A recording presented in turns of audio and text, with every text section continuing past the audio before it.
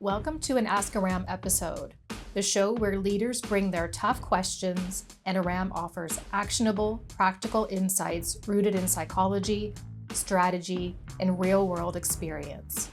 So, if you're looking to lead with clarity and confidence, you're in the right place. Let's get started.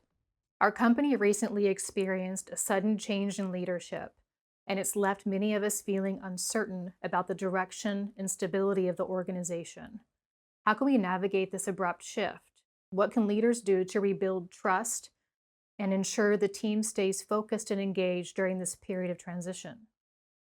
You've got to challenge up and lead sideways and down.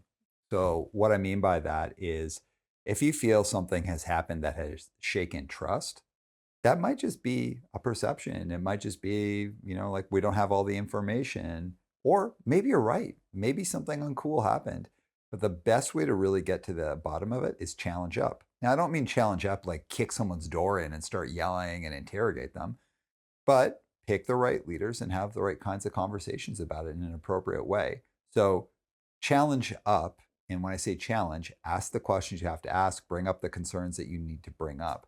That's the best thing to do in a space where you're feeling there's a little bit of damaged trust. Now, if you're worried about retaliation, that's a totally different thing. But in this case, what I'm encouraging you is to go and have the conversations challenge up.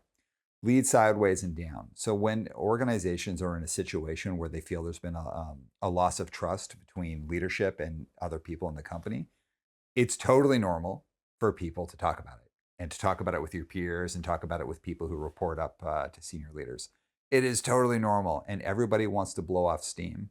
But there's a difference between blowing off steam and commiserating or kind of getting sucked into that kind of negative mindset. If you're planning on staying at a company and you want to rebuild that trust, then you lead sideways with your peers. And it means you talk about it like, yeah, this sucks. We're upset. We're nervous about it. But you don't let the conversation end there. You're like, and here's how I think we should move forward or talk to each other or support each other or challenge up. It's totally fine to blow off steam or air your concerns or kind of confide in each other. But if the conversation just ends with, yeah, this place is screwed and like, oh, I'm so bummed, and you're actually planning on staying there, that's no good. It's got to be whatever it is, comma, and how are we going to move forward together? So it's that leading sideways and also allowing yourself to be led by peers. What can happen in spaces like this is like getting sucked into that kind of negative, griping space. It's tough. And especially if you're right and there's something really bad happened and there's been trust there, yeah, it sucks. But you got to do something about it if you're planning on staying. And then that leading down. At this space, it's not blowing off steam to each other as it would be at a peer level, because if you're leading people and you're the one blowing off steam to them, that actually can cause a lot of harm. A lot of people just want to show up and do their job and kind of be in their company and not get sucked into drama. And some people do get sucked into it or they have legitimate concerns they want to talk about.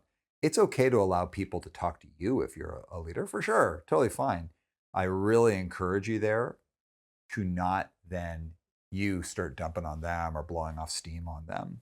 And the reason is like it's okay for you as a leader to take that weight and carry it. It's part of the gig, it's part of being a leader. And at the end of the day, that person who came to speak to you, if they report up to you, they should feel like they've taken a load off. They've been able to take that load off and give it to a leader they trust, and it's yours to carry. You can share it at a peer level and be like, oh my gosh, my report just said this or said that. And if there's enough of that chatter, you as a peer group of peers or a few people can then challenge up. But really remember that as leaders, we want to have a do no harm policy if we can, which is essentially if someone is really upset or shook about something and they talk to you about it, your job is to not add more weight to them. It's to try and take weight off. Then you deal with it at a peer level. And if you can, challenge up. What do you consider the best approach for resigning from a position in a way that preserves professional relationships, maintains respect, and ensures a smooth transition for both the individual and the organization? Make sure that you put your resignation in writing and that you make yourself available for the time that's in your contract that it should be stipulated that's required for the transition from your role to someone else. The reason I say put it in writing is just like going in and telling your boss like, "Hey, I'm going to resign. I'll put it to you in writing." That's like a really surprising thing. It kind of puts people on the spot. I encourage you to put it in writing and email it and then have the meeting with them. And you can even say like have a meeting already set up, then send them the email in advance. You might think like, oh gosh, that seems like I'm trying to get out of it. No, you're giving someone the moment to digest in advance. So they're going to digest in advance as you're, you could send it to them an hour or two before the meeting. Then you're going to meet with them and you'll talk through it.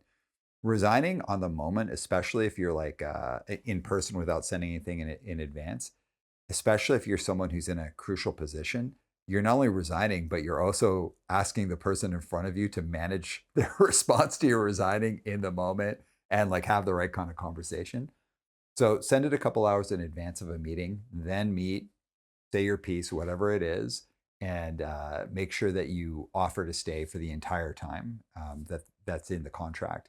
If you also give that kind of couple hour window, or even like longer than that if you want, I wouldn't suggest sending it the night before. I would say just send it a couple hours in advance. It also gives them time to think, like, or talk to HR or talk to their colleagues. Like, do we want this person to stay longer? Do we want to try and counteroffer and retain this person? All of those things. Resigning, especially if you're resigning for like a new job and you're stoked on it, it's totally cool. People do it all the time. I've done it. And I really encourage you, if you want to preserve relationships, just give people time to manage their response so that they're they're not going to feel great about it, but they're going to feel a lot worse. And you'll probably feel a lot worse if they end up having a reaction or bungling a conversation because they're kind of caught off guard. Aram Arslanian is the CEO of Cadence Leadership and Communication. He has over 20 years of experience as an executive coach and therapist. He's worked with leaders at every level to refine their communication, strengthen their leadership, and unlock their full potential. At Cadence, our passion is helping people become their greatest selves so they can create a lasting impact in the workplace and beyond. That's why this podcast is dedicated to tackling real challenges faced by professionals.